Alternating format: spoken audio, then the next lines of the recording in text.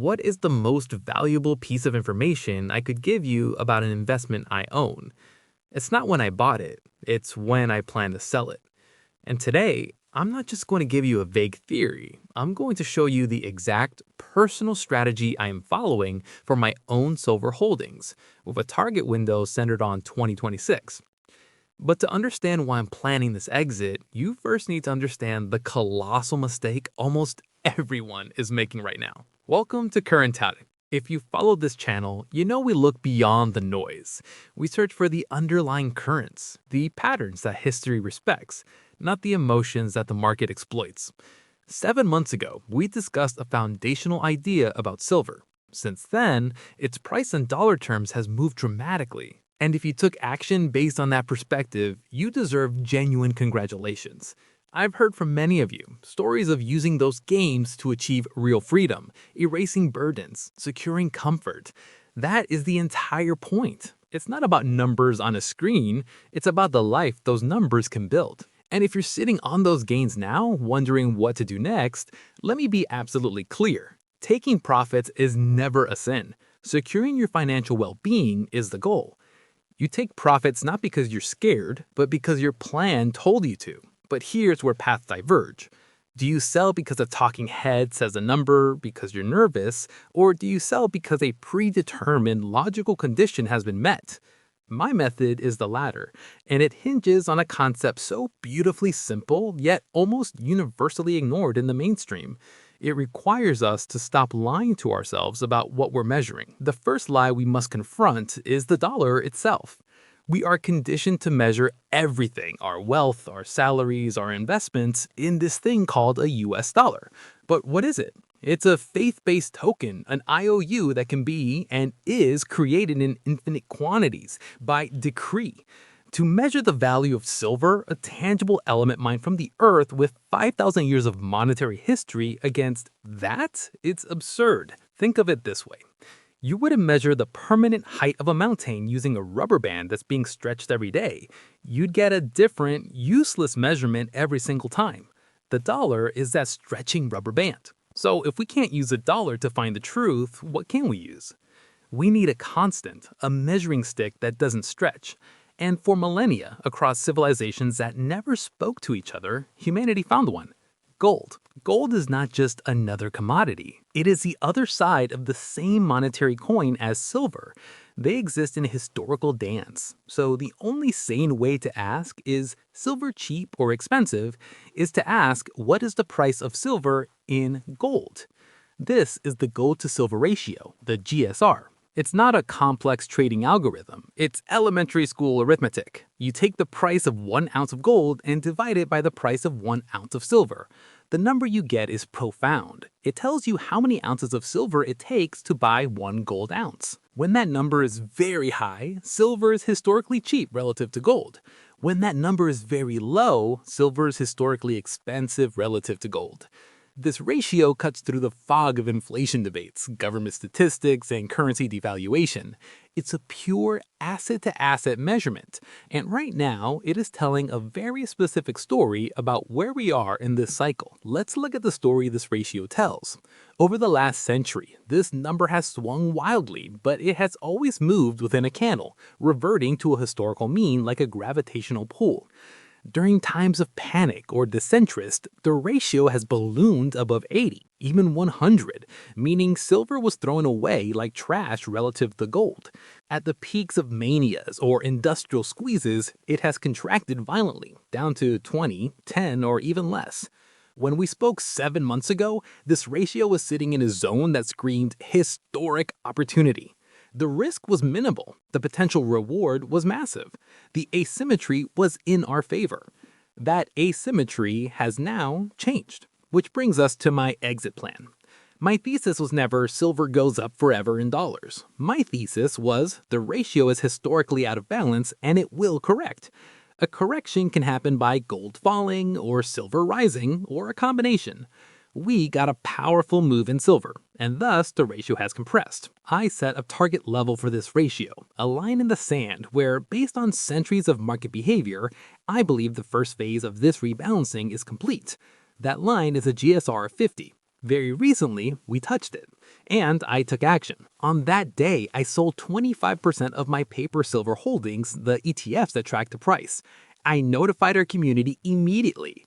Why 25%? This is crucial. This isn't a panic exit. This is the beginning of a disciplined, phased withdrawal. By selling just a quarter of a position that had appreciated significantly, I nearly recouped my entire initial capital. Mathematically, what remains in the trade is now house money. The pressure is off. The remaining position is a free roll. This is how you sleep at night. But here's where only the first move is made. My plan for 2026 is not a single date on a calendar. It is a path dictated by this ratio. If the ratio continues to fall, meaning silver outperforms gold, I will continue selling in increments, perhaps another 25% at a GSR of 40 and so on. I am dollar cost averaging out. The goal isn't to be right forever. It's to be wealthy long term. Conversely, if the ratio bounces back up higher, I may buy back that first 25%. I am not dogmatically attached to being out. I am attached to the discipline of the ratio. This is a dynamic process, not a one-time guess. Now, let's pause and address the huge emotional question screaming in the room. But what if silver keeps skyrocketing in dollars? Won't you miss out? This is the siren song that breaks every investor's discipline. Let me be unequivocal. I am not selling because I believe silver will crash tomorrow. I am selling because my primary thesis, the ratio correction, is partially fulfilled. The risk-reward profile is no longer tilted overwhelmingly in my favor. History shows us that when this ratio compresses rapidly, silver often overshoots, becomes volatile, and then underperforms gold in the subsequent period. This doesn't mean a collapse. It often means gold becomes the more stable, leading asset. By beginning to rotate from silver into other assets, including gold, I'm not leaving the arena. I'm moving to a more strategic seat. The second critical point. Gold and silver move together in the long run. They're siblings. Don't measure real money against pretend money. So imagine gold doubles from here, and imagine silver doubles also. The dollar prices would be headline news, but the ratio between them, it would be unchanged. If my sell signal is based on the ratio and the ratio doesn't budge, I may not sell another ounce, even at those higher dollar prices. This is the core of the strategy. This leads to the third pillar. Stay invested.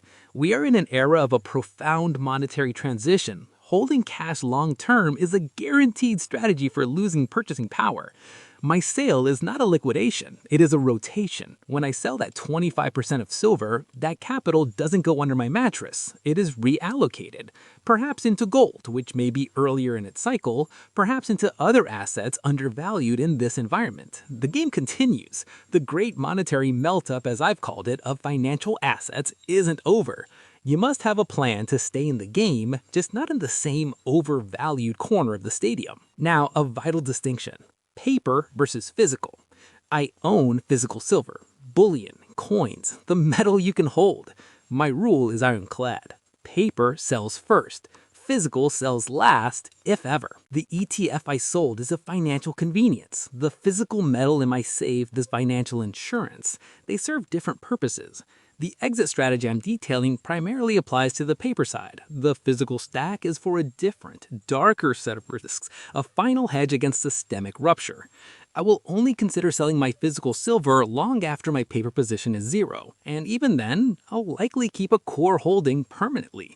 It's peace of mind you can't price off a ratio. So, is this a goodbye to silver forever? Absolutely not. This is capital allocation, not a breakup. If the ratio widens out again to levels of extreme historical asymmetry, back to 80 or higher, I will be a buyer again, aggressively. I have no emotional attachments. I have a strategic framework. Silver will have its day again, many times over in my lifetime. I plan to be there when the math is in my favor, not when the fever is at its peak. So, let's synthesize this into your actionable plan. Here is the Winds of Thought framework for building and executing an exit strategy.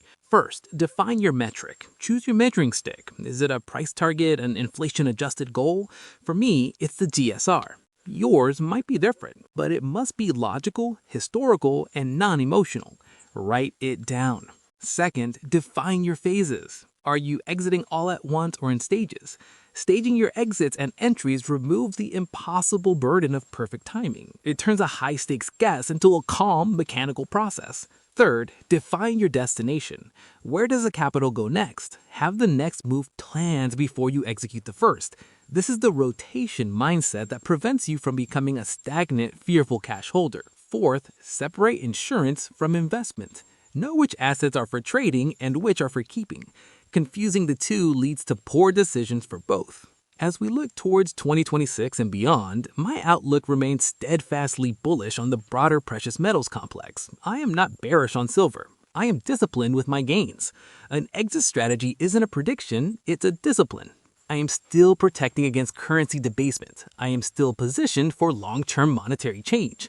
By taking these steps, I am simply reducing portfolio volatility, locking in asymmetric gains, and prudently repositioning for the next phase.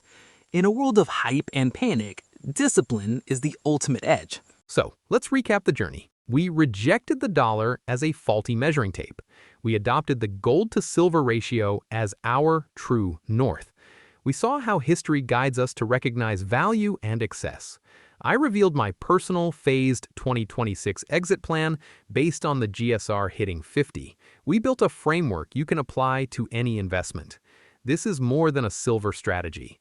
It's a blueprint for rational investing in an irrational world. If this perspective resonates with you, if you believe in navigating the winds of thought rather than being blown about by the storms of emotion, then do two things for me. First, give this video a like. It truly helps this channel grow and allows me to continue producing this deep, principled content for you. Second, subscribe to Winds of Thought. We are just getting started. In upcoming videos, we'll apply this same disciplined framework to gold, to the broader markets, and to building a resilient financial life. I've left a pinned comment below with a question for you. What is your biggest fear or uncertainty about knowing when to sell an investment? Let's have a conversation down there. Share your thoughts, and I'll read as many as I can. Thank you for spending this time with me. This is not financial advice. It is the sharing of a methodology. You must build your own plan based on your own circumstances, but I hope I've given you the tools to start. Until next time, think deeply, invest wisely, and may your decisions be guided by calm thought, not fleeting fear. Goodbye.